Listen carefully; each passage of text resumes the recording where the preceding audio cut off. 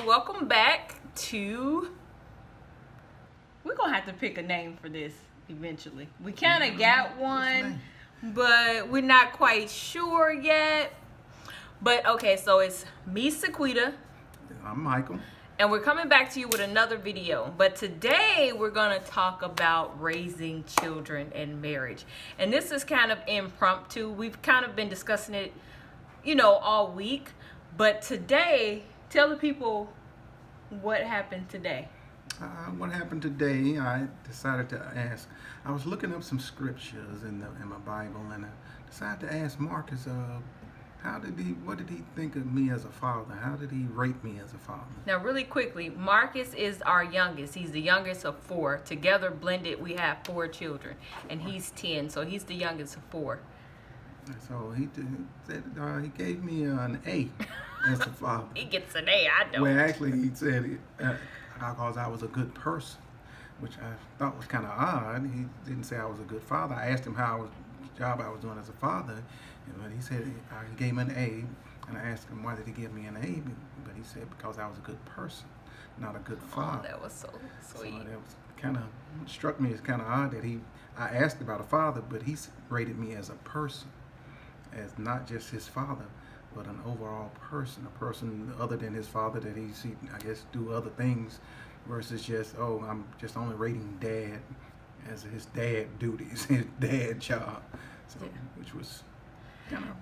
And I'm ear hustling because I heard it, and I was like, wow, it just blew me away to hear him say that, because you're a good person, and not just a great dad or a good dad. Because I started that probably a little less than a year ago. I started asking the boys, how am I doing as a parent? And I've never gotten an A. I've gotten a B or B minus when Mike gets the A. And I started asking them that because I wanted to be, as I was building my relationship with God and trying to be a better person and a better wife, I wanted to be a better mother also. So I started asking them, how am I doing as a mother? Initially it was like, give me a grade on the grade from A to F. How am I doing? I've gotten C minuses, I've gotten B's, I've gotten B minuses. I've never gotten an A, which is fine. It's just more time for me to improve on, being a better person. And I think for us, in the last like 5 years since I stopped working full time and was home more, and I just wanted to get to know my children because I was always just working. And my focus, as I've said before, was just, helping to provide a roof over their head and give them the things. And it used to be a time where I could give them anything that they wanted or anything that I wanted them to have. But over the last 5 years, being home more and just working part-time, I've been able to give them more of me and more time and discipline them in a way that was different from just spanking them or screaming at them, Beating. Everybody loves to talk about the scriptures that talks about spare the rod, spoil the child, so they want to whoop their children. But it also speaks in the Bible about also not provoking your children to anger, right? And not getting them to anger where they get discouraged and things of that nature. So I think you also have to be aware of. I don't do all of the discipline as in whooping like I used to, because I also started trying to talk to them and try to find out what's going on with them as well. Or they have some issues, or they worried about something, or also trying to just make sure I understand how they're feeling about things. Yeah. But it's kind of what you kind of have to do as a father, because once again I go back to you're the head of the house, and so you got to make sure everything is operating smoothly in the house with your children, with your wife. And also you got to be speaking over your children speaking life. Once again, going back to what you're speaking of your children. I think we used to call Marcus a little angry man, and then he was always walking around angry, and we couldn't figure out why he was angry, but we were speaking anger over him. Thank God. And We then one stopped day, that. I just saw him smiling, and I just started calling him Smiley as a nickname. And that's what he does. so now he Jeez. smiles now. He's not just walking around angry because we were speaking angry. So don't speak death, speak life. Don't speak beating all the time. Speak some life over them. Yeah. Tell them how good they're doing. Don't just call them bad names and then can't figure out why those bad names that you call them. They start to act like those names that you call them. I remember a few years ago, I came across a video that Toni Morrison, the author, had did with Oprah. And she was like, does your face light up when your children walk into the room? And I mean, that hit, because I noticed that when the kids walk into the room, if they wake up in the morning, I'm seeing the coal in their eyes. I'm seeing, hey, did you wash your face, this morning? Have you, taken a bath or a shower?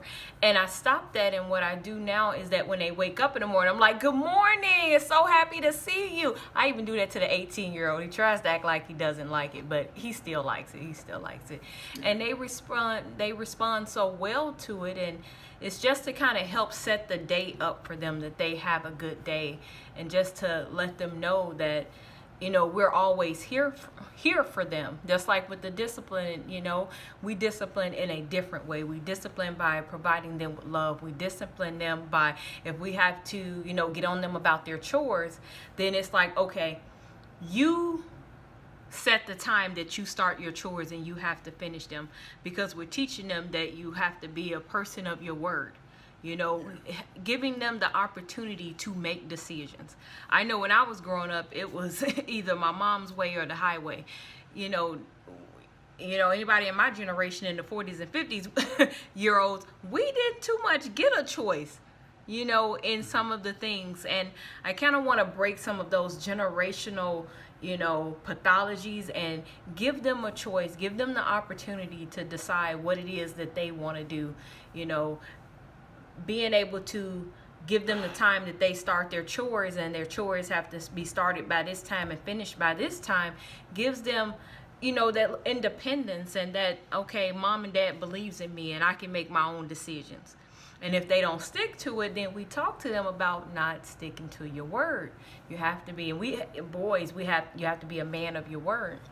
And also, fathers, you also got to make sure that you, if you have children that's outside the household, you want to make sure you're doing just as good a job with them, trying to keep up with them, yes, encourage them, and kind of make calls. And now you got it even easier. Now you can just send them a text message, just to let them know that you're thinking about them. Sometimes I do that with my daughters. I just send them a little. Now they got the little emojis you can make look like yourself. So right. I do that with the little hard eyes to them every so often, just to let them know I'm thinking about them, and that dad is thinking about them, and I haven't forgotten about them. So you just want to make sure you're not just covering your kids that's under your roof. If you got children that's outside the house, you want to make sure that they are covered as well. Right. And all this, and make sure that you're praying for all of them, and you're speaking life over them. Yeah. Make sure they're getting all the nutrients and all the sunlight or the water or whatever it is that they need to help them develop and grow. You want to make sure they get all that, and make sure they're developing and coming along well too. Yeah, and and before we close out, a good thing is to learn their love languages. I know for Mike and I, we learned our love languages, and I think a few years ago did it for Malcolm, and I recently just did it for Marcus. And I want to do it with my stepdaughters, with them, to find out what are their love languages, because that helps you to also parent in a way that can be, what's the word I'm looking for? Customized for that child, because every child is different. All four of the kids are different. All four have different personalities, different likes, dislikes. Yeah. So you have to kind of cater to what they need and what is the best way to parent them and be there for them. So just, we wanted to come on and just talk to you guys about something that, we had, was exposed to with Marcus today with what he said, and it kind of got us to thinking about a few things. So, anything you want to add before we close out? No, I think that's it. And just once again, just don't kind of be hard on your children, you know, and provoke and get them where they're discouraged, and also don't limit their vision to your vision. Oh, yes. Because if they can see something, see themselves doing something that you may not think or you can't see them doing, doesn't mean that they can't do it. If they got the vision to see it, then they can do it. So don't limit them to what you made it to, right, or what you accomplished. Encourage them in their vision. If they can see themselves being a doctor, you encourage them into being a doctor. You work with them all the way. You speak it over them. You just start calling them doctor. Exactly. Whatever it is that they want to do, you start calling them. Hey, they want to be a chef, start calling them chef. Things like that. Don't just say, well, how you gonna be this and how you gonna be that. You know, ain't nobody in the family ever did. Okay, this will be the first one in the family doing it. Because what do we have? We have a doctor. We have a scientist. We have a creative, and we have an event planner. All four of them, those are their creative niches and what they want to do and what they. Mark is actually a visionary. He can visualize. He can visionary anything and make it happen. Even if we don't always have the money, he finds a way, and God makes a way for him to get it. But the biggest thing is to discipline with love. You know, give the children room to fail and succeed in a safe environment. And that's just, you know, what we wanted to come on and talk about. So we just want to thank you guys for joining us today for a conversation with Michael and Sequita. Thanks. Bye.